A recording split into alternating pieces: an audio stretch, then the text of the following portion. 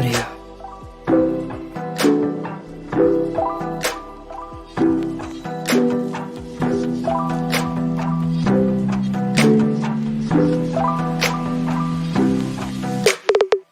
In audio.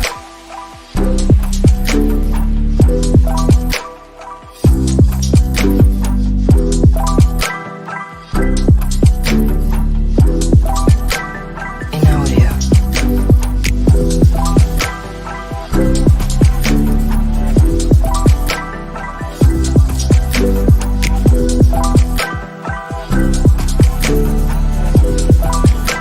In audio. In audio.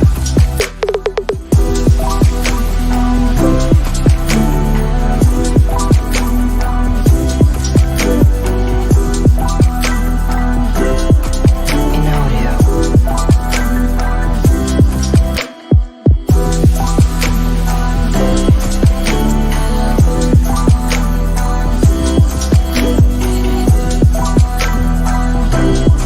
In audio. In audio.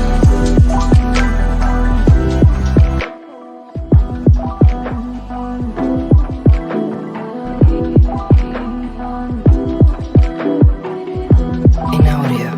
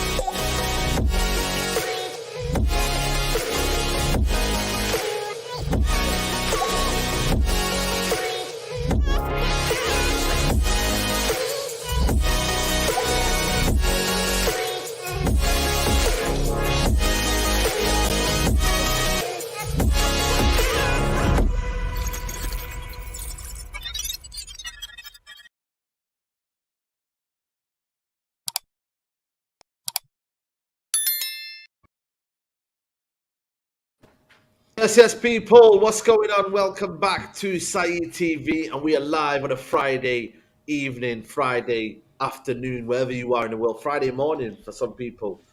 So big up to everybody who's here. We have got Rivals Talk for you today, and you know what? It's a new concept we're going to try every Friday with the Rivals here on the show. So big up to everybody who's locked in. Make sure you like the video. Make sure you subscribe to the channel. We got man like drifting, man. I think it's the first time on the channel. I don't know. It's an overdue It is, link bruv. up, man. It is. Yeah, man, Yeah. 100%. And that's why I had to Come come on, in bro. fully merched up, bruv. I'm on enemy territory right now, bruv. So, you know what I'm saying? Listen, man. Yeah, Enjoy man. that. Where's the This is Europa glad League to badge on be there? here, Is the man. Europa League badge on there?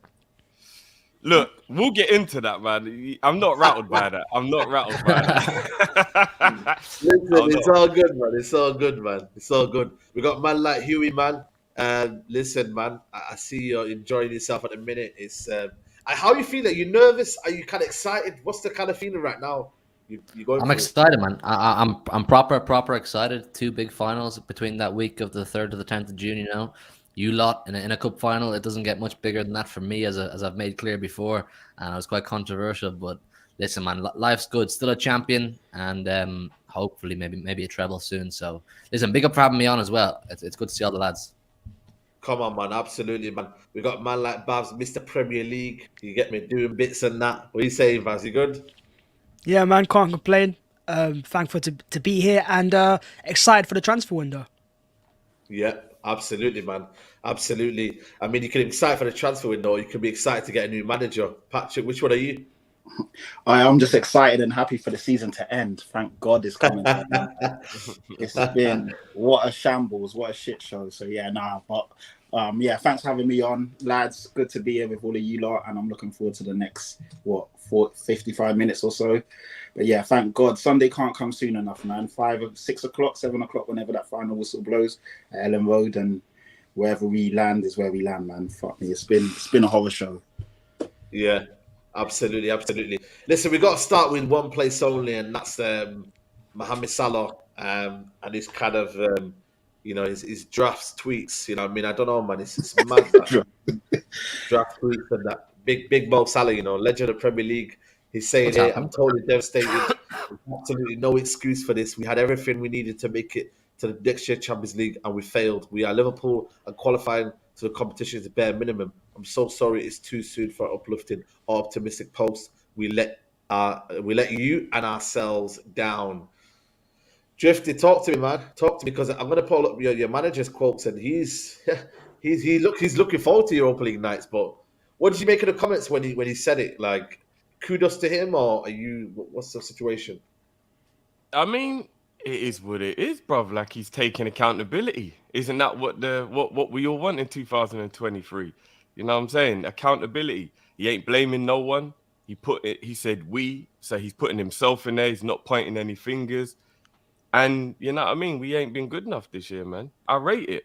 I actually rate it. And he's right. We ain't gonna put no uplifting posts out right now. What is there to be uplifted about when you finally get the news you're not gonna be in a competition that you're the greatest English side at being in? So, we move. We accept Europa League. And I don't know what point you want me to explain why, but I'm all right with Europa League, if I'm being honest with you. What? What? As in, you're not disappointed. You're not in the Champions League, the big years, and being in Of that course. competition. What brings you? Yeah. Of course. Come on, man. Champions League is where it's at. You know what I mean? That's definitely where we want to be. But if you look at our squad and you look at the situation we're in right now, we're in not a rebuild, but we are like halfway through a transition. And Premier League football will be the most important thing next year. Champions League could have been a little bit of a distraction, because if you're in that tournament, you want to win it. We got a few players in our squad. I won't go into all the names, but people like Kelleher, top quality backup goalkeeper, doesn't get to play because Ali's the best in the world and Ali's got to play in all the big competitions. Europa League is where we can play Kelleher, where we can play Jones, where we can play a lot of these players that don't get much game time in the Premier League. And therefore, it will be a competition worth them playing in. We all know it's a little bit of a bad up when you play man in the Carabao Cup. Like, he knows he's getting buoyed, isn't it? Whatever player gets played in that tournament. Europa League, that's proper European football. We can see what they're about. Besetic, Carvalho, Elliott, all these players, we can see what they're about. We can play those guys. They can get game time. We can see if they're ready, if they're good enough, while the big boys concentrate on the Premier League and the FA Cup. And at the end of the day, you have to win what you're in, right? I'll say it with chest. We have to win the Europa League. Champions League, I always go into that. There's a lot of teams that can win it, and it is what it is. You got City, you got Munich, you got Real Madrid, you got all the big hitters. Europa League, that we go into that 75% chance of winning. We have to win it. We have to. Final, semi-finals, bare minimum. I'll say it with chess. It's a failure if we don't. So I'm all right. Hope, 75% on the way to winning a trophy, and let the youngsters play. I'm good with it, man. 1 year out of the Champions League, man. We, 6-time winners, man. We can sit down a little while and let you lot play for a bit. Listen, I don't know, man. This is a bit of a defeatist mentality from mentality monsters, man. I'm not gonna lie to you, man. I don't know whether it's just Jurgen Klopp's got in your head and you're getting sucked into this. But Huey, man, what's going on? Liverpool, man, they're happy in the Europa League. They're not really doing anything in the Premier League. Not happy, content. Not happy, content. There's a difference. Content is almost like content. You've kind of given up. You've kind of given up hope. Nah, you just got to accept where you are. They want to sunny Dublin, man. They want to come to sunny Dublin for a European final. Who wouldn't want to do that? But no, I mean, I was going to ask Drifty. I think he kind of went over it there. Was how do you think the approach will be to the Europa League? Like, we saw Arsenal this season. The whole bigger fish to fry thing. They're not too bothered about the Europa League. Will Liverpool take the stance, in your opinion, of we got to go win it? We want to win it, and can you do that playing the squad that you're talking about of your Gallagher's and Carvalho's and all these kind of people, or will it be prioritized mode Premier League, get back top four, and work your way back to that? Yeah, I mean, Klopp is quite a low manager, so there's a possibility he might let the big boys rest throughout the whole Europa campaign. But I think once you get to the last 16 and you get to that part of it, I think then he'll start implementing some of the bigger players in, and he will definitely try and win it. Do you know what I mean? He will. And I kind of like the idea of that. I like if you look at what Arsenal did, let's take Arsenal as an example. Arsenal may have played a few of their big players in the Europa League games here and there. But generally speaking, it was time for them to give a few players time off during the week. And look how brilliant the first half of the season was for them. At the end of the day, their squad wasn't quite strong enough to see it all the way through. I believe ours will be. If we get the midfield fixed, I believe it will be strong enough to get all the way through. So once we get to the knockout part, then you take it a lot more seriously. But our youngsters, people might laugh when I say this, but Elliot, Jones, Visetic, Kelleher, these are top quality young players who, if given enough game time, will come good. I think Jones has proved himself in the last few weeks. Do you know what I mean? That and everybody saw Visetic, what a difference he made to our midfield. Kelleher in the cup final against Chelsea and the League Cup run last year when we won it. We've got quality young players. They've got to play at some time, right? Do you know what I mean? Like, they have to play at some time. It's a great opportunity. And to be honest, it's literally the only trophy Klopp hasn't won. Literally. So you know what? Maybe he wants to go and get the only trophy he hasn't won as Liverpool manager. Unfinished business, man. But Babs, what are you saying, man? What are you saying about this whole Liverpool and obviously now they're in the Europa League? What? It's kind of mad to think that, you know, when you look at where they were a couple of seasons ago, challenging for league titles and whatnot. You know what I mean? It's crazy, isn't it? Mentality monsters, man. No, it is crazy, but kind of expected in a sense of they haven't been investing in the right areas for a long time, and eventually it's going to catch up. So, look, listen, Liverpool are going to have Europa League football, but honestly, as an Arsenal fan, I don't really care too much in a sense. Like, Liverpool, yeah, the rivals on the field and that, but I don't really hate them that much. I'm not really here to laugh at them too much. I'd rather Liverpool get top four than United, to be honest. But yeah, next year they will be a threat, potentially for a title race, because I think they're the only team that actually have gone toe-to-toe with Man City and know what it is to be there. And you could say that if they are resting players in the first half of the season, they could get there. But I still think they've got a lot of areas to address, and I'm not sure if I trust their board to address all those areas in one window. You know what, Saeed, man? Last night in the Big Six, Grizz said he thinks the only people who will be part of Liverpool's squad next season that were part of the title-winning season a couple of years ago will be Alisson, Robertson, Trent, Van Dijk, and Salah. The big question mark for me is, can Klopp amalgamate a team together and form the chemistry and get them flowing the way they have done in their successful seasons that quickly to the point where they can challenge for a title again next season? Because Grizz said again that he believes they'll be challenging for a title next season. I'm not sure, can you put a whole half a team together to challenge for a title again within one summer? I mean, I don't know how Liverpool fans feel about that, because there quite obviously is a good bit of work to do. I just don't know, can it be done that quickly? I'm not sure I've seen it done before that quickly. I think it can. We've been putting this squad together quite slowly without people realizing. We like, people think that there's a massive rebuild because our midfield is just horse shit. Let's just keep it a buck, right? The midfield right this season has been terrible. But if you look at Ibu, who's come in, Tsimikas, Kelleher's immersion, and then you look in the front now, we got Gakpo, we've got Jota, we've got Diaz, we've got Nunes. These things happened over about the last 18 to 24 months. It wasn't like all of a sudden. So he's been gradually bringing in younger players in the positions except midfield. So as long as we get midfield right, because a lot of people forget, Fabinho, and it was supposed to be Fekir, and Naby all came in one summer. Like, if the Fekir deal hadn't broke down with his entourage being stupid, that would have been 3 midfielders all that summer. He wanted to do a whole new midfield at that time. Thankfully, Hendo and Wijnaldum stepped up and we won everything regardless of getting Fekir and Naby's injuries. But that was what the plan was at that time. He went to buy a whole midfield, 2 8s and a 6. I think he's going to do the same thing again. I think he's got all the other pieces he needs, and he's just going to go and do the same thing. Who those players will be? Will he get his first choice with our tight owners? I don't know. As Bav said, it's our owners that are the real issue. It just is. We're in this position because of them. We've bought one midfielder in the last 4 years. I mean, if you lot think that's Klopp, then you lot are crazy. He's way too good of a manager to not want other midfielders. Tchouaméni, point in case. How comes after Tchouaméni went Real Madrid, they didn't give him the money for another midfielder? They promised him Bellingham, right? And now look, we can't afford him. It's the owners. I'm telling you, man. I ain't got time for these owners, but we'll see. HK says Brighton winning the Europa League, not Liverpool. Big up HK. Aslan said certain clubs in Europe for years and couldn't win. I don't know who you're on about there, mate. You know what I'm saying to you. But you know what it is?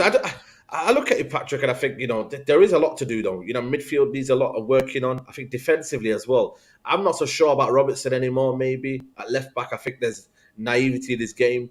I think Van Dijk, for me, I think he's on the downward spiral. I don't think he's going to get any better for me. And I think ultimately they need reinforcements, man. Listen, people can say Liverpool are going to be back with a couple of midfielders. I get that. But also, I just think Klopp as well this year in terms of tactically, I've looked at him and I thought, ooh, what's going on here? Like, this is not the Jurgen Klopp that we all know, especially tactically. So, Yeah. is it a fix?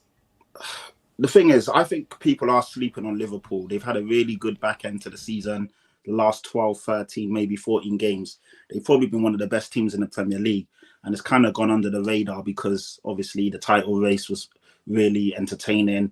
The relegation battle and, the fight for top four. They just missed out literally on the final day of the season. If it wasn't for you guys winning yesterday, they would have still been in with a chance. So, yeah, they've not had a great season. But, I mean, I saw a comment in the comments saying about Brighton will win it and not Liverpool. I think, again, people are not realizing how big of a step up it is for teams that haven't played European football to then try and compete on that front and in the league. Liverpool are more than capable of doing it. Last year, they literally took the quadruple to the last week of the season, pushed City, and the only team to push City all the way.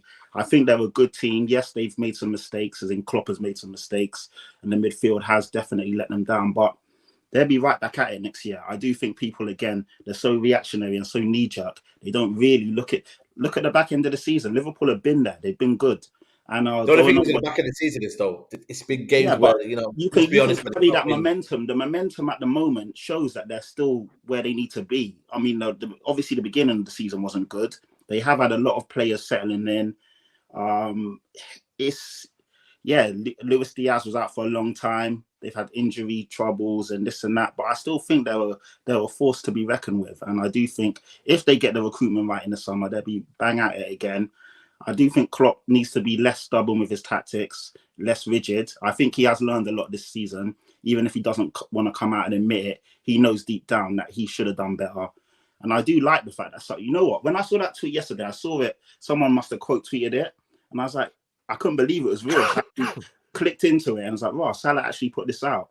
And like Drifty, I actually like the fact that players are coming out and not coming out with this PC nonsense. He's actually come out and took accountability and owned it and said, yeah, we haven't been good enough. I hold my hands up. I like that instead of the usual crap that you see from professional athletes. So, yeah, I think Liverpool, next year is going to be really entertaining because there's so many good teams now. But I do think Liverpool will be bang at it. I really do.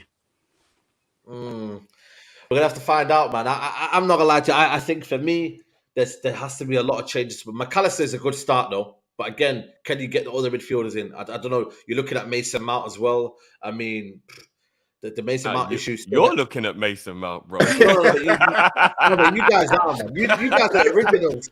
Mason Mount chases. We just kind of come in we are. towards the end. You're the original, man. You might just take him off us, and we'll be happy with that. Like, he suits your team, Mason Mount, than he does us. He does. Does nobody want Mason Mount? Is nobody wants him? No, I don't want him. I would take Mason Mount. I actually think Mason Mount is a much better player than people give him credit for. He's a goal-scoring midfielder. Klopp plays him in at 8. He gets 10+ goals in the Liverpool team for midfield, I believe. Can we get better? Of course we can. Mason Mount ain't a world beater, but he is a very, very intelligent footballer who follows tactics to a T. There's a reason every manager that's had him plays him. He's young. I don't really see what the issue is. Chelsea fans are the only ones who cuss Mason Mount, I don't know why, but...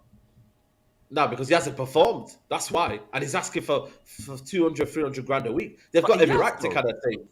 Hey? In the year they won the Champions League, he got like 24 GA, including an assist in the final. So do you just stop then? Do you just stop as a player and be like, yeah, I've done that one thing, and then, you know what, after that, my career's over. No, but that look at Chelsea, guys. They're in the mud. Chelsea are muddied. No, like, you can't really be blaming players. Do you know what I'm saying? Let me ask you a question, though. Let me ask you a question, guys. Yeah, you name me attributes on the ball. I don't think you do. You name me attributes off the ball. I think everyone does. Like, that's the problem with Mason Mount. Every single attribute that he has is off the ball, work rate. You know what? He's a runner. He does this. Like, in terms of technically wise, come on, man. Finishing. Bro, I'm telling you right now, yeah. You look at Eze and you look at Mason Mount. I don't think there's a big difference. No, Eze's a better footballer than Mount, technically. Yeah, I agree with that. But Mason you Mount go will put then. the ball in the back more efficiently than Eze, though. Do you think so? If they have the right position 100%. and they're in a better team, you're telling me that Mason Mount will score more goals than Eze? I don't believe so. If you put Eze in a better team and you put him same level what you do with Mason Mount and you put him around good ballers, I think Eze scores more goals. I'm being honest with He's you. more I don't know what creative everybody for else me. thinks. He's more creative for me, but again, it depends because remember, if we buy Mount, what a lot of people won't realize is Klopp likes flexible players, and he can play right wing and he can play central. Therefore, he can cover Mo if Mo's injured or Mo needs a rest. I think that's the reason why we're after him because he's a player. When you're on a budget, you got to buy players who can fill different positions. Do you get what I mean? You can't really buy specialist players when you're on a budget. We can't do what Man U or Man City can do, where you've got the money to just go, we'll go and buy this player for this much and do this, and that's the only thing he can do. We've got to buy players that are flexible and can play in 2-3 different positions, and that's what Mount can do. But I think we'll get priced out because Chelsea are going to want too much money. Liverpool aren't going to pay 60, 70 mil for Mount. If they want 40, we'll take him. If they want 60, 70, Man United are good at doing those high prices there, so you can have him. You did it for Nunes, mate. You know what I mean? What do you mean high prices? You spent a lot 64 of money mil on for a Nunes. 22-year-old is okay. Nunes will Listen, come mate. good. Everyone we'll get the last laugh on Nunes, trust me. Yeah. I don't know what laugh you're getting, mate. There's no laugh, He's man. got a 20 GA in a season he was supposed to be crap. Like I'm But he was meant to be struggling the main starter for Liverpool. He was meant to be the main starter for Liverpool. He Yeah, was meant no, to he be. wasn't supposed to be crap. He was never supposed to be crap, Gypsy. He was supposed to be challenging Haaland at one stage. Yeah, that was all just jokes and laughs, man. Nobody really believed he was going to be as good. So as now he the It's narrative's jokes and laughs changed. now, man. It's jokes and laughs now, But, Gypsy. but we will see. I mean, I don't know who else here, apart from Martinelli and Saka, apart from Rashford and Man City, that is obvious, and Harry Kane Kane's as well. obvious. Who else got Kane. a 20 DA out of everyone's front line? Like, he's not like he had some crap season. Jesus, did Jesus get Is that? that Jesus 20 get GA that? in the I Prem? or is that don't know. across Did all No, I think it was Jesus get 16. 20 GA? I mean, got 15 Jesus in the was league, injured a lot. Kevin But, De Bruyne. in the Prem? Odegaard's so got, everyone I think, like we're 20. naming that got more than 20 GAs, like a world-class player. So that's the point. Like he did But did he not did score well for like his 4 debut in season. against Rangers? How many did he score against Rangers? No, that was Salah. Oh, Salah, yeah, my bad. Yeah, that It was a was game Salah, where yeah, he scored a huge portion of his goals. So what I game? think was he it? scored you know 2 what? against United, no? Yeah, but and we're talking about big games, you know. Like he scored against Arsenal, he scored against Real Madrid, he scored against Napoli, he scored I don't against think it's Man been a flop, United. by the way. By the way, I don't think it's been a flop. I don't think, people say Nunes is a flop. I don't think it's been a flop. No, he's not a flop. He's not a flop. There's He's not much a bigger flop. flops than Nunes this season. I mean, He's Richarlison. just missed one. chances he shouldn't have missed. And I agree. There's a lot Yeah. of chances that he shouldn't have missed. But you know what? He's been trying too hard, trying to impress. We'll see, man. Nunes will be fine, man. They said the same thing Yeah. about Gakpo when he first come in. And does everyone still feel like that now? Now Gakpo's tidy. I think Gakpo, like he's got a bit of tech, man. I think he knows. I think he suits this Premier League. He's got a bit of pace and power, but he's also got a bit of technique as well. Samuel Twer says, "Hey, let Mason stay at Chelsea. Him and his cardio cousin Gallagher can run all day. The proper Chelsea, for the proper Chelsea, Eze is the guy." I want to move over to Declan Rice because I feel like for me that's a hot topic at the minute. I want to discuss here, yeah. If you're Declan Rice, you have 5 options this summer. Sign for Arsenal, join Man United, join boyhood club Chelsea, stay at West Ham, or move abroad to play for Bayern Munich. Patrick, you're the one that's probably most neutral. I think Liverpool, you never know, Liverpool, you could Liverpool as well. Where would you say he should go? With non-bias aside. Unfortunately, it'd be number 1, sign for Arsenal. If I'm being real, taking off my Tottenham hat and just talking from a football standpoint, it would make a lot of sense. A, they're in London, so you wouldn't have to really worry about moving and all of that stuff. B, they play a good brand of football. I feel they fit in well there. He knows obviously a lot of the England kids that he's come up with, your Sakas, your Smith Rose, and I think he'd fit in well there. The system that they play would suit him really well. So yeah, I think that would be a good fit. Obviously, Bayern Munich is the biggest club out of all of those clubs in terms of from a footballing brand point or standpoint. But I think the Arsenal move would make a lot of sense for him. And it's probably where he's going to end up if we're being real. Unless something crazy happens, he's more than likely going Arsenal. What are we saying? What are we saying, Mandem? What are we saying? I think he is going to go Arsenal. He'll go Arsenal, but I actually think Chelsea would be the best move for him. You think so? Yeah, I think there'll be less pressure on him to be great straight away. Arsenal are going to be trying to win the league again. That's a lot of pressure for a player who's never tried to do that. Whereas Chelsea, I think most people accept this a project. He supported the club as a kid. That's a dream for any of us to play for our club. That's a dream. Him and Enzo would be a brilliant pivot in the midfield. Enzo could be the conductor. Declan can sweep up. I actually think Chelsea would probably be the best move for him, but he's going to go Arsenal. He's going Arsenal. It's obvious. But I think apparently Arsenal, he's kind of made this decision.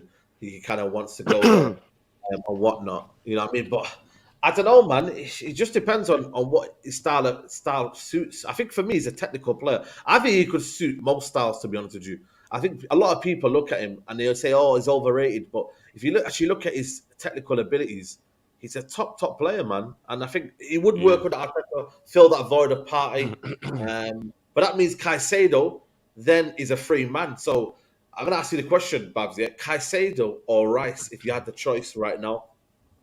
Both. Why not both? I'm greedy. No, the question, mate. No, the question. I'm taking Rice. I think I said it before. I'm taking Rice, and I say that because because they're both, I think, over similar price-ish. Like we're talking 10, 20 £1 million difference here. Rice has done it for longer. Rice is a captain. Rice has the mentality, and I believe right now he's a better player and more to what Arsenal need. If we're losing Xhaka, there's a hole there. Caicedo could play there. Of course he could play there. But I think Rice will do it even better. And I think because of that mentality, we talk about, maybe going to Chelsea because of project. I think Rice wants the pressure to fight for a title. I think at 24 years of age, he wants to be fighting for the major honours, not waiting a year or two, waiting for a process. He's done that for West Ham now. He wants to do it in the biggest stages, and Arsenal next year in the Champions League. What better club to do that? Fair point. Yeah, I don't know. Huey, where are you looking at it from Declan Rice's point of view? I know we're in for him. I know for a fact that City Okay. have them. I didn't even put City in it. But yeah, go on then. We are in for Declan Rice. I know that for a fact. I've been told myself, and enough journalists have said it. So the thing, it makes sense. Declan Rice to City. I think it makes, because of what you said. He could fit into loads of systems. He could go anywhere. I think he'll go Arsenal, but I could see Declan Rice coming to City on the basis that he's a versatile player. The thing with Pep is he doesn't look at you and go, "Oh, you're a 6, I need a 6," or "You're an 8, I need an 8." He looks at you and goes, "Do you have a high footballing IQ? Are you technically good?" Declan Rice ticks both of those boxes. We've seen him play 8, we've seen him play 6. So Pep would buy him on the basis that he could mold Declan Rice into whatever he wants. He's still young enough that Declan Rice could play a Gundogan type role. He could play a Rodri type role, and that really, really appeals to Pep. But that massively hinges on whether the club decide they want to keep Calvin Phillips or not. We don't know. That's quite up in the air. Does Calvin have a future at the club? But my personal opinion is the same as Drifty. I think the rest of the lads, I think he's Arsenal bound. I think he could take that place off Thomas Partey and be the number 6, and he could obviously play the number 8 role as well. With Xhaka going, that kind of thing. So I don't know. I think it's up in the air because he's one of those footballers, like you said, can play any system. So there'll be loads of clubs in for him. I think what Drifty said is also right. A pivot of Enzo and Declan Rice could become really, really formidable. 2 really good technically footballers. So I don't know. It's hard to tell. Do you know what I'll say about City, right? I don't think they need Rice. I think you've got more than a good enough midfield. But if you lose Gundogan, there will be a space there. I wonder if, not just, I know City don't operate like this. Maybe United do at times. But you might sign Rice just to take him off Arsenal as well. Just to go like, we're not letting you sign this level raiser. We're taking him to our club instead. And it would. Look how he's talking, man. Babs. No, I'm being honest. This is what United have done before, right? No, I'm just using examples here. Right? United have done this in the past where they've taken other players just for the sake so they can't have them, right? That's how you work. Lavia would be a good example. Lavia would be a good example. So I look at City and I look at them and go, we could not just take and improve our squad and sign a very good player, but we could also have a psychological blow to Arsenal and go, listen, this is your top target, or he's our player now. I hope you don't. Respectfully, I don't think Pep's bothered about that. No, he won't play like that. But I wonder if City are trying to, if they were to do that. I think City will make an offer, but I think Arsenal they've advanced it quite a lot. So if they do you know what worries me about City getting involved in this? Because everyone knows that City really only bought Phillips because of the homegrown quota, right? Like, it's obvious. Not that he's a bad player, but I think it's obvious. Declan Rice fills that quota. They get rid of Phillips and they bring in Rice. That scares me. I'm not gonna lie, that scares me, man. Because Man City don't need more ballers. Flipping out, man. How the hell are we gonna catch them? De Bruyne is getting on, though. De Bruyne is getting on. I mean, Gundogan's getting on now. Like, they do need to I think Man City's midfield, I'm not gonna lie to you, they need to step up a little bit in that kind of department though. Like that's why they wanted Jude Bellingham. Like it's not as if they've got quality, but De Bruyne is getting a year on now. Gundogan's leaving now. Rodri's the only Gundogan's one about that to you sign a say new deal, you've got. Saeed, man. Gundogan's about Sorry? to sign a new deal. Gundogan's about to sign a new deal. No, okay, but he's not going to be the How old long-term Rodri? project though. Is 26.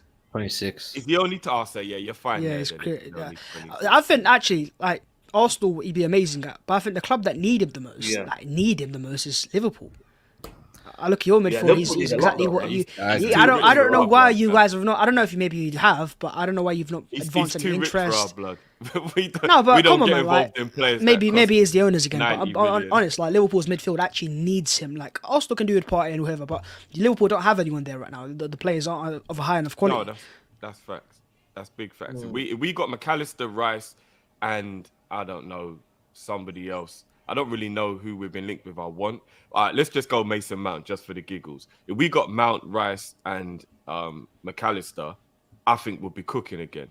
Bro, you be cooking. That's I'm what not I lying. think midfield. How much are they saying? How much are they saying the McAllister's going to go for? I've not followed that saga. 60, No. 70. Between 60 and 70 are all the quotes. What, So- and then Rice for what? 70, 80 as well? No, No, no, that's that's about 90. it's 90, 100. Yeah, Are Rice is Liverpool about likely to spend 90, that cash, do you 100, think?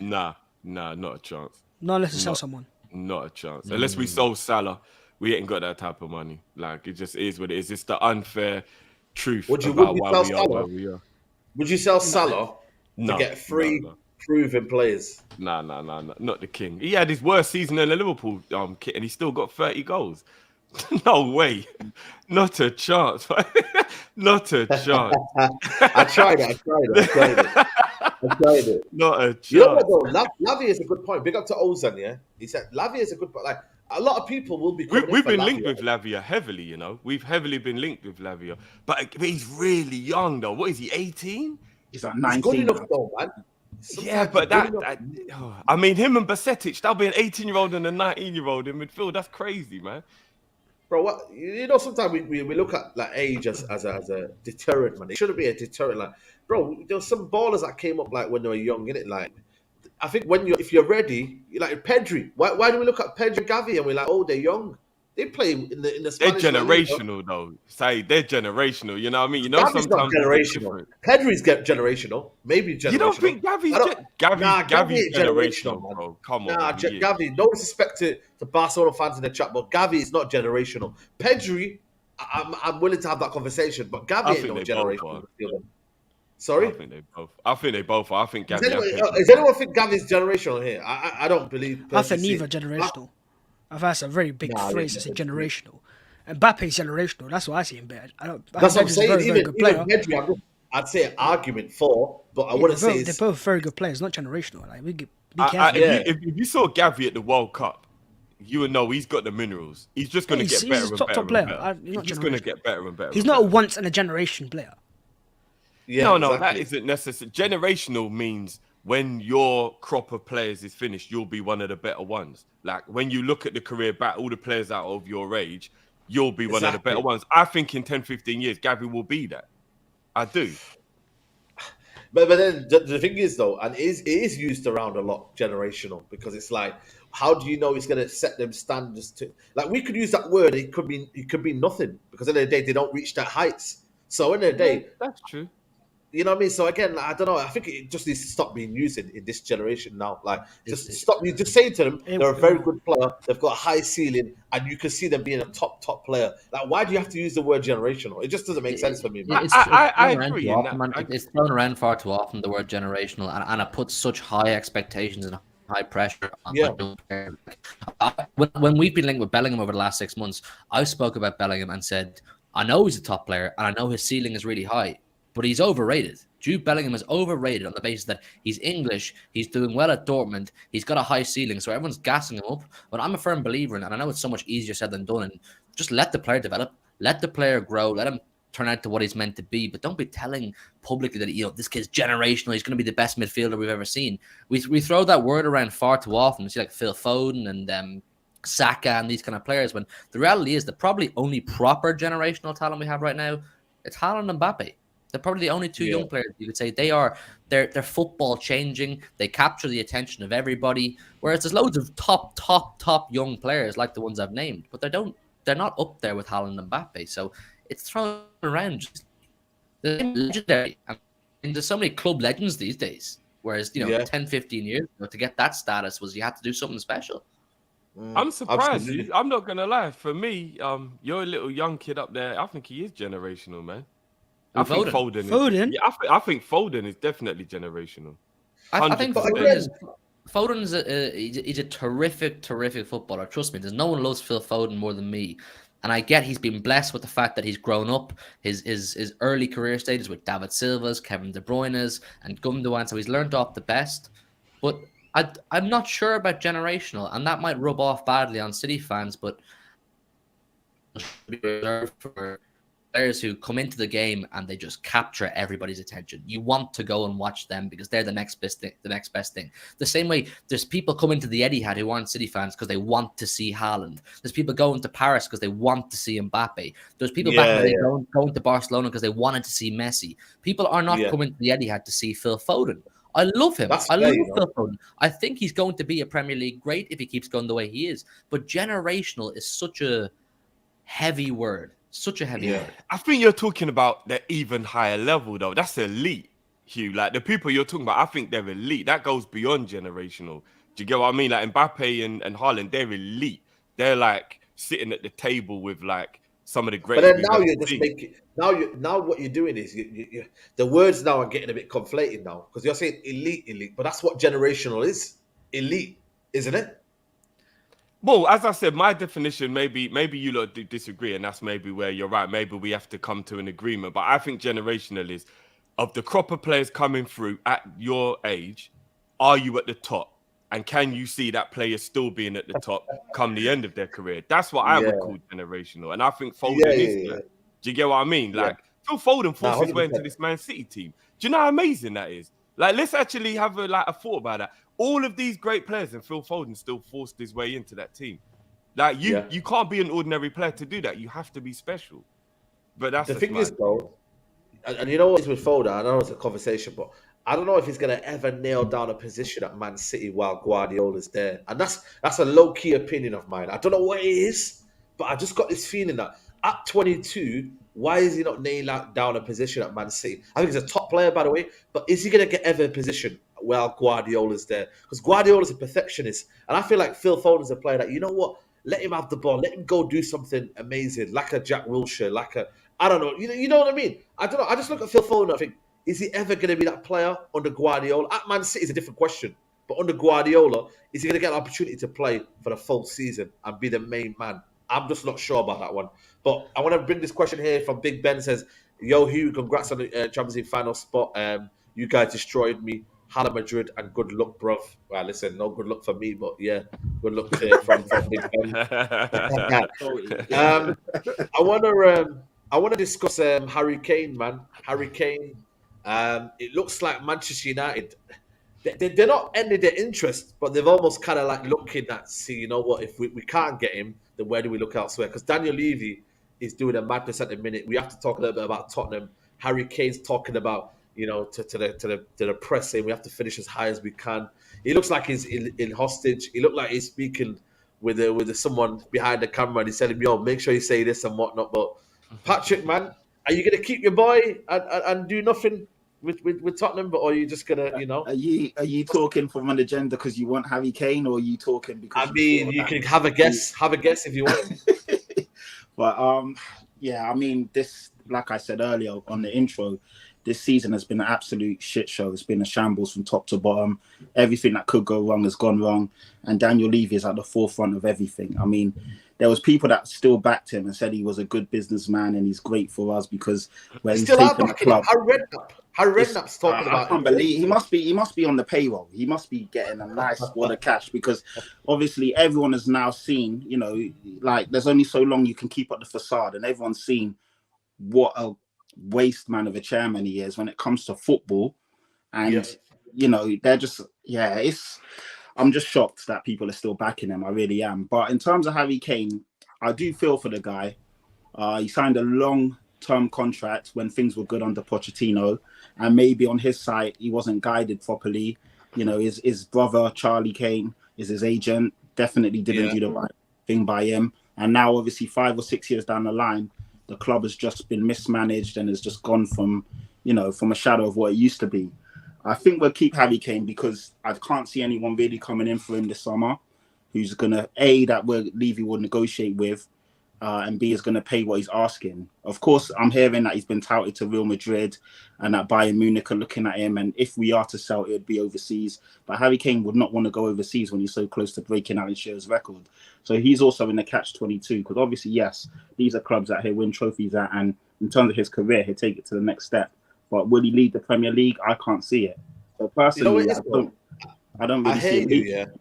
I hear you, Patrick, but I think for me, there's a thing in life that you have to cross that barrier of you want to be Alan Shearer's, you want to succeed Alan Shearer's record, or you could possibly go to Bayern Munich and be at the spearhead of their new project and win them the Champions League next season.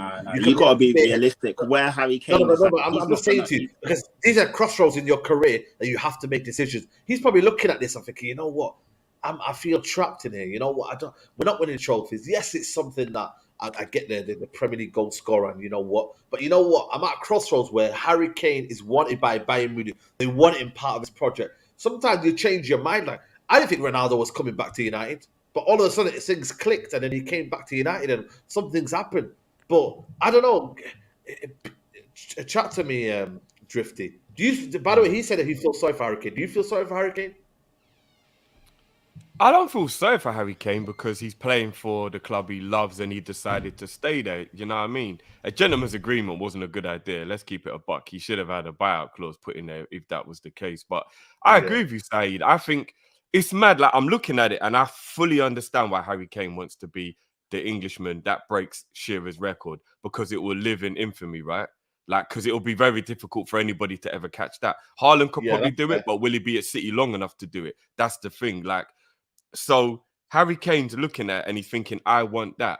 But then at the same time, Sage, you're bang on the money. And again, I'm not being shady here. He goes to Man United. There's no guarantee of one of the big trophies. There isn't. If he goes to Bayern Munich, it's a guarantee he'll at least win the league. And then you're right, he could possibly win the Champions League. Why keep looking at this goal scoring thing where even though everyone will, like, we all know you're a great goal scorer. You don't need to break Shearer's record for us to know that, right? If that's all you've got to hold on to at the end of your career, it'll be a bit like sad, right? Do you know what I mean? Because at least Shearer's got his Premier League medal. Yeah. Bayern Munich would be a brilliant move for him. Like, I don't know. It would. You guys are talking sense. But the thing is, there's been so many top goal scorers that have won trophies, but there's only one Premier League all-time leading goal scorer. Do you know what I mean? And 260 is incredible. And like you said, all the top strikers afterwards, will they stay at their team long enough to break it? He's on 211, I think, right now. So he's only 49 away. So that's literally 2 seasons by his standards. So I can't see him leaving the Premier League before that. After that, cool.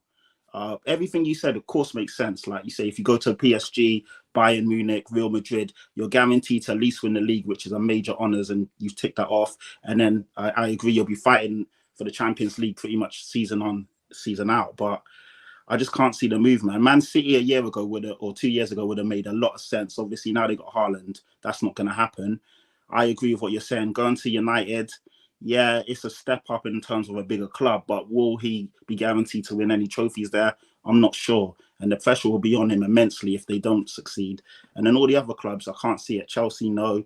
Liverpool, obviously not. Who else? Arsenal, that will never happen. So he's kind of stuck right now. What about if he comes back? He's only 30, right? What if he goes to Bayern Munich, wins everything, spends 2 years while he's still in his prime winning everything, then come back to the Premier League and break the record in mid-30s? Yeah, that makes a lot of sense. But that's what you have to ask Harry Kane. Does he have the minerals to do that? Does he have the minerals to back himself and step out of his I don't know what minerals he's got, man. I'll be honest with you, man. I don't know what he's got minerals, but I just think that to leave the country, that's a lot. That's asking a lot. And I don't... No, but I get that. I understand that. I mean, Babs, where are you on this, man? Because I'm not gonna lie to you. I feel like it's just too much of a headache for me. But then again, it's like this very rare strikers. I've watched Vlahovic this season a lot.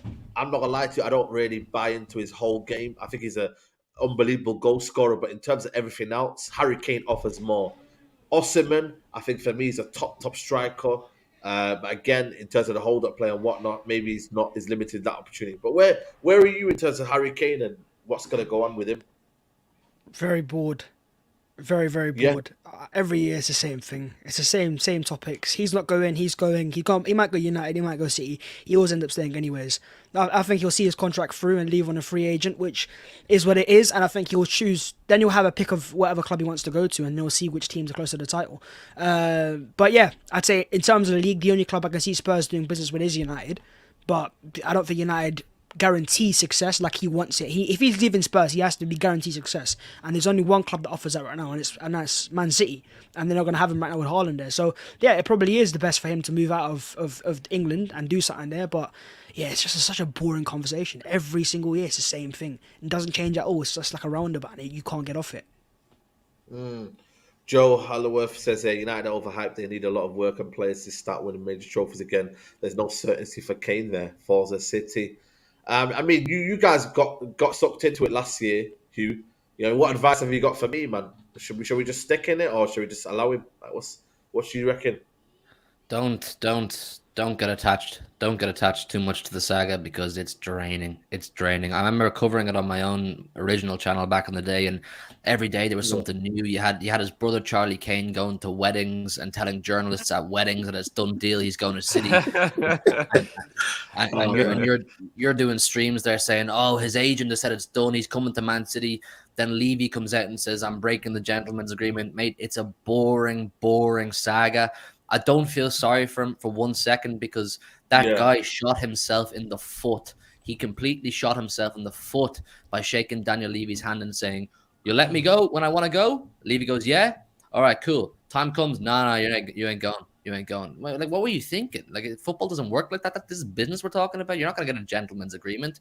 I don't feel sorry for him. I think what Bav said is true. I think the best opportunity for him for guaranteed success, to have a genuine legacy that he could look back on and go, "I was a proper successful footballer." There's one thing being a great footballer. You have the goal record. Everyone knows you can finish. No one's denying Harry Kane can finish and score goals. But to be a proper great of the game, you need medals. You need medals. You need trophies. You need to be in the picture frame with 23 other men around you and a trophy at the very front of that frame. Unfortunately, that's just the reality of it.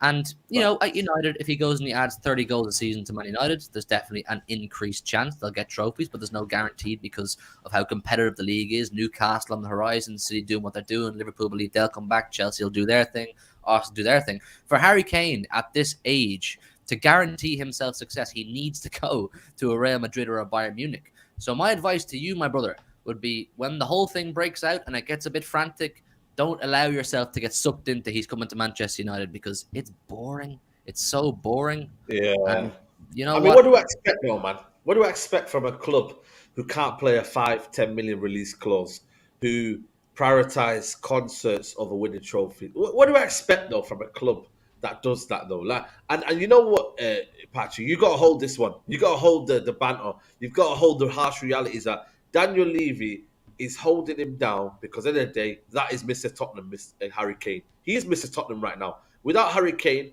I think Tottenham are probably a top 12 club, top 10 club, if that, at a push. Because you've got Brighton now here, Aston Villa here with money. So he's keeping them in. And what he's doing to you guys is, as Tottenham fans, is that he's giving you a false sense of security. That's what he's doing. He's giving you a comfort blanket in Harry Kane and saying, you know what? Don't worry, we've got one world-class player here and he'll score us a goal to get us to top 4. When in reality, in the long run, your club is fucked. Let's be honest. I don't know. You're rude, Saeed. You're rude. It's a weird reality.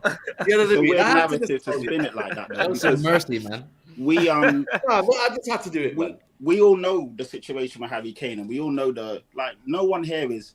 At the end of the day, you always want to hold on to your best asset and your best player, which is Harry Kane, by a country mile. I remember last year when Son won the Golden Boot and people were arguing me on streams telling me that Son was our best player. And I was like, no, it's still Harry Kane. Harry Kane exudes everything you'd want from a striker, world-class striker in every single category you can think of.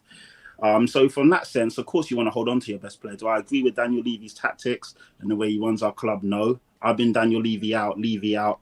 ENIC out since about 15, 16, way before it was cool and trendy, way before you saw all these hashtags and people ranting and raving. I saw what was going on. I saw the way he didn't back Pochettino. I saw the way he always dangled the carrot in front of the fans to move the goalposts. Now we are where we are, and yes, the squad is in dire straits. The investment hasn't been there, and we're getting worse and worse every year.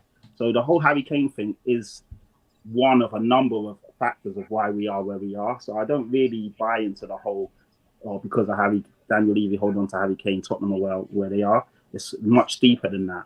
The fact that we don't have a manager after all, it's like 60. Who's the latest manager now? Who's the latest manager? Listen, the links that I'm seeing are so underwhelming. They're talking about Postecoglou, whatever. He just turned it down. And just turned Tottenham down the last hour. Who? Sorry. What? Swear down. No way. I'm not seeing the guy you were talking about.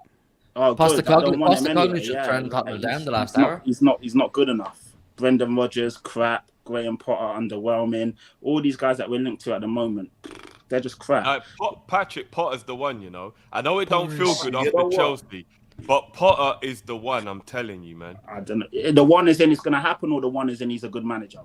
As in, I think that would be the best fit. I think it would actually be the best fit. I really do. Both manager and team trying to renew their like reputation. Pressure isn't as big.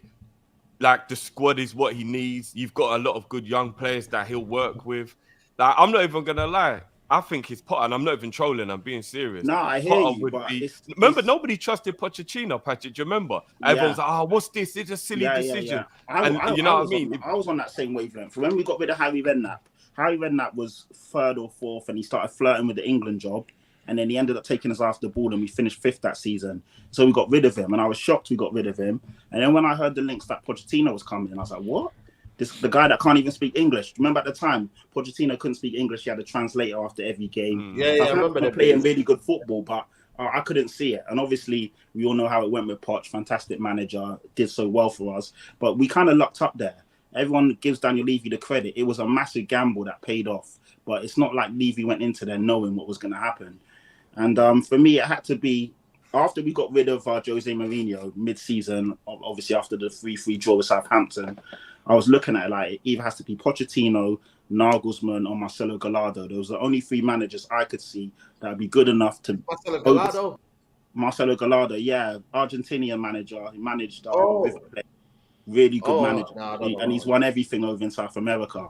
I would say there'd be the three managers that are good enough to oversee a rebuild, play front foot attacking football, and basically have the minerals to do what we need to do going forward. Obviously, Poch is now looking to go Chelsea. Nagelsmann, we've flirted with him and it's not going anywhere. And we've not even had a conversation with Gallardo. So everyone else for me is underwhelming. Arne Slot, I mean, I was on a BBC radio show with a Dutch journalist on Monday, and he was talking about how good Arne Slot is, how he plays amazing football. He did a rebuild at AZ Alkmaar. They did really well, got to the final last year. He took them to third. Obviously, now he went to Feyenoord and they won the trophy. And literally, he was winning me over. So I was like, you know what, let me get behind this. And then obviously, he's turned us down and he's looking to stay. So it's just a shambles, man. It's just one thing after another at the moment. The guy was called Marcel van der Kraan. So he's like a Dutch journalist and he knows everything about Dutch football. And he was really, getting me to buy into this Arne Slot hype. But that's not happening now. Obviously, you know what I mean? Now, they're still not no manager. Obviously, I seen Ryan Mason today saying Tottenham's still an attractive club. But I made that question and I had it. And I like Vincent Kompany, though. And I did say that argument, Burnley, for him to jump ship right now, you'd have to be convinced of the project at Tottenham. And I don't think anybody's convinced by the project at Tottenham because they don't really have youth academies getting promoted. I mean, Oliver Skipp's, been here for so many years. They don't really have ambitious owners. He's a top young talent. But he wasn't from the academy, though, innit? I think they've got decent facilities. Oh, yeah. But, is Tottenham an attractive proposition to you? Like, have they maxed out, though? They nearly went for the league. They obviously top four for whatnot. Like, is it now the Brightons that are coming in now? The Villas that are going to come in? Are Tottenham going to get forgotten about now? Like, I'm not saying that in a bad way, but I'm just kind of looking at it thinking, you know what? If you're not going to be ambitious, manager's not going to choose you because you don't have the ambition to succeed and go up the ladder. Yeah, it's a dangerous game that Tottenham are flirting with right now. I can't lie. Um, I know I don't even mean this disrespectfully, but it's almost like Harry Kane is Spurs, and I think you're kind of right. Like without Harry Kane, are Spurs relevant? And I don't mean that disrespectfully. I just mean like there's nothing like attractive about them at the moment. But they are still a huge institution within English football, even though we want to banter. And they can turn it around. They might just have to take 2 steps back to take 3 steps forward. Do what a Brighton do or Southampton, where they do the scouting, bring the kids through, go all around the world, bring in players nobody knows about, and try and bring those people up with a young aspiring manager who, you know what I mean, who will have time. It's time for Tottenham to now have a manager that's got a 4 or 5 year project. None of this Mourinho, Conte, coming quick fix stuff. Yeah. Go back to the roots of what Tottenham was. Bring in a manager to be there for the long haul and create a legacy. And if they go back to that, it'll be horrible to be away from the top for a little while, but then you'll make your comeback. Do you know what I mean? So I think that's what they got to do. Harry Kane leaving for free makes no sense for either party as well, in my opinion. You got no money for your rebuild, and Kane wastes another year of his career at the wrong end of his career. Like, what would be the point? Do you get what I mean? Like, sell him, move on, go and buy some more players. And Brighton are the proof. You can get top quality young players if you scout well. Like they truly are, you know what I mean? You just go and look at Brighton now. They're going to be selling all these players for stupid money. Maybe Tottenham could even go down that road, like a Borussia Dortmund. Get young players, build them up, sell them, get this, you know what I mean, and bring themselves back to the top. They always have a good chain of talent still at the football club. Yeah. Do you know what I mean? Kind of accept where you are. And again, Patrick, I'm not being condescending. Like, accept who you are as a club and realize until you maybe get back to a certain level, accept what you are, the same way Dortmund do. No, Dortmund are a huge club in Germany, but they accept who they are. Do you get what I mean? Yeah, no, you're bang on, and I've been saying this for ages. Daniel Levy needs to understand and acknowledge what we are. Are we a club that is in the rebuild and are going to attack it properly, or are we somebody that was going to bring in a win now manager and give them the tools to win now? We did neither, so we're just floating in limbo. And I totally agree with you. There's been talks behind the scenes that Daniel Levy is now going to go down the data analyst role or route like a Brentford and a Brighton do, and get scouts and people that assess the data, assess the analytics, and then obviously scout the people that are no names to us but are performing above the metrics and every statistical level. Why they get a Caicedo or Matoma and all these guys. But again, it's like 2 or 3 years too late. So he just doesn't know what he's doing. And until he realizes what he's doing, we're just fucked. We're in limbo. And I agree. If you're not going to obviously back the manager or give the manager the tools to do the thing, then get rid of Son, get rid of Kane, and really start the rebuild. And yes, it'll be painful, but at least we know we're onto something. Because right now, we're just floating around that dotted line and we're just sinking. And every year it's getting worse. The football's horrible. We've shipped in 62 goals this season. There's only 5 teams in the Premier League that are conceded more goals than that. And they're all obviously teams that are literally about to get relegated. We're just on a road to nothing. Do you know what I mean? So, yeah, no, Drifty, everything you said is bang on. It's not even about being condescending. It's just about being honest and having a proper football conversation. Reality, truth hurts, man. Yeah. Truth sometimes hurts, Patrick, can I ask you a question? What's happening with Kulusevski? He's been poor this season, to be fair. Obviously, he's a young player. Playing under 3 different managers hasn't helped.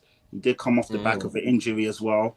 So he's just not really hit the ground running. He's still got like 7 or 8 assists. So there's still something there. But yeah, he's not been at the level he should have been at. I mean, his future, like, is he signed for Spurs? Because I've heard some reports that... Allegedly, they're going to push that through 45 million, I think.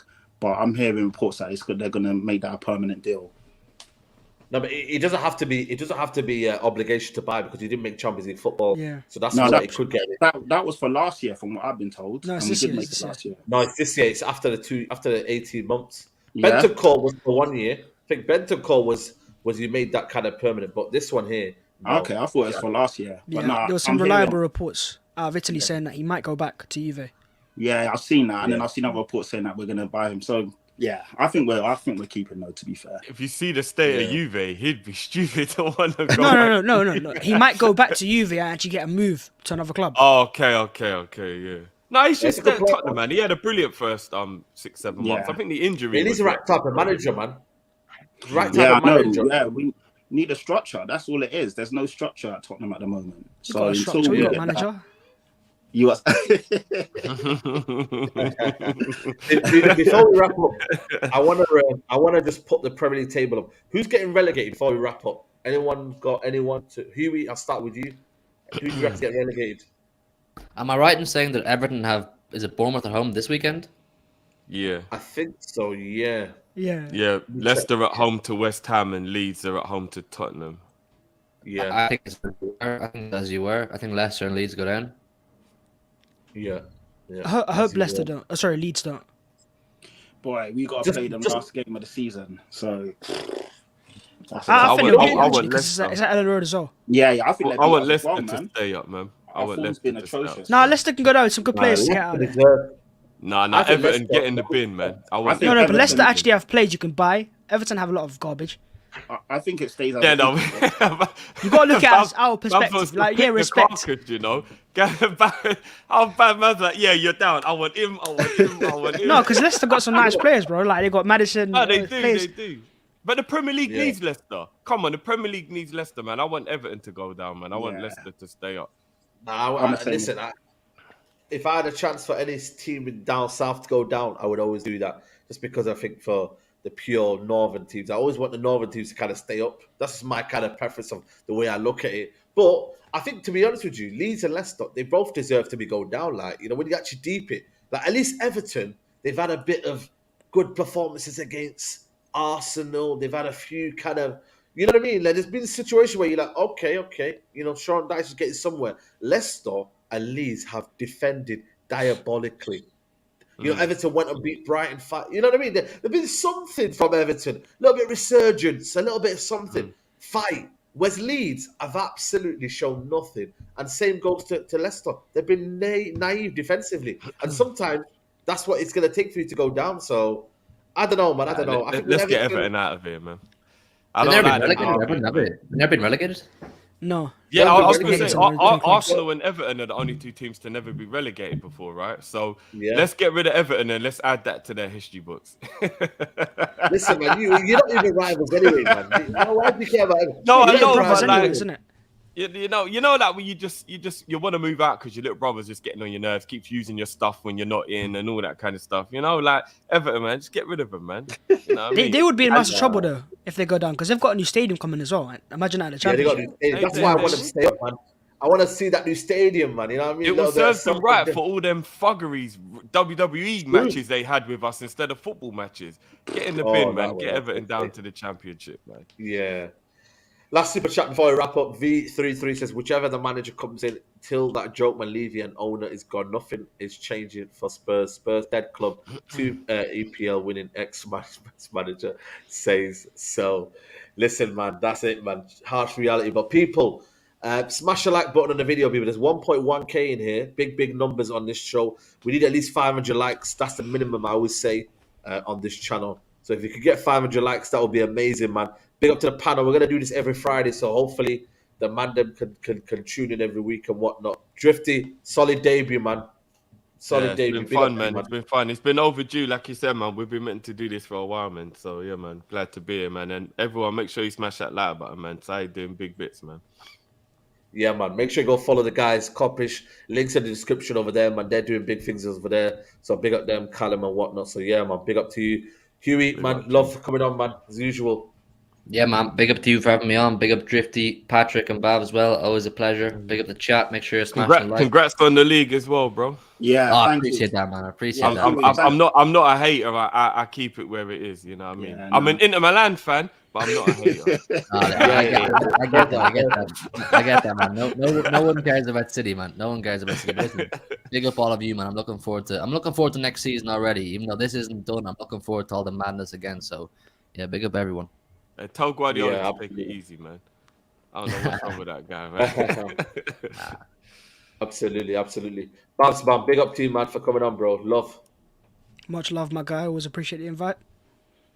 Yeah, man. Make sure you follow Bavs doing bits, man. You know what I'm saying? To follow him on his channel. And Patrick, you stepped in today for Henry. Big up to you as always, man. Yeah, thank you. And Huey, thanks. You probably don't know, but I've been on loan at City all season. So Bish, Yeah. all have been on loan. So You're one of many, Patrick. You're one of many, my bro. Yeah, nah, There's plenty appreciate of you.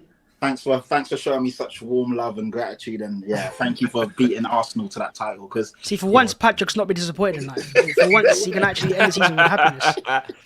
Let's keep it a buck. Man City corrected the universe because it was looking a little bit like Thanos was mate, coming to mess things up. I don't know, mate. So, Thanos is still coming. Thanos about to win in trouble, mate. He's on his way. I get Man City are Iron Man now, innit? That's what I'm gonna call them. Iron Man. Iron I'll City. take that, man. I'll take that. How no are they problem. Iron Man of all people? Come on, let's be honest. Because Iron Man saved the day, innit? Save the day. yeah, City, Yeah, yeah, he did. the Iron Man football saved gods Are we are that blessed. evil as fans? if no, Bav, see, you're a good guy. This is the thing. There's some good Arsenal fans in the world, yeah. Some of my best friends are Arsenal fans, but the majority of you guys would have crashed Earth if you'd have won the league. You don't understand, Rightly bro, so. Like, On your doorstep, man. No, On your you doorstep. Can't wait 20 years and not crash. No, you got it, man. we would all have to holler at Elon and be like, "Yo, let's keep the Mars staying because it's not about being on Earth right now." So, yeah. Yeah, Don't worry, it's next crazy. I can't lie, it would have crashed the internet. I think London would have been on standstill, man. So It will who knows next what year. Well, on that note, we're definitely wrapping up the show. Take care, guys. Bye.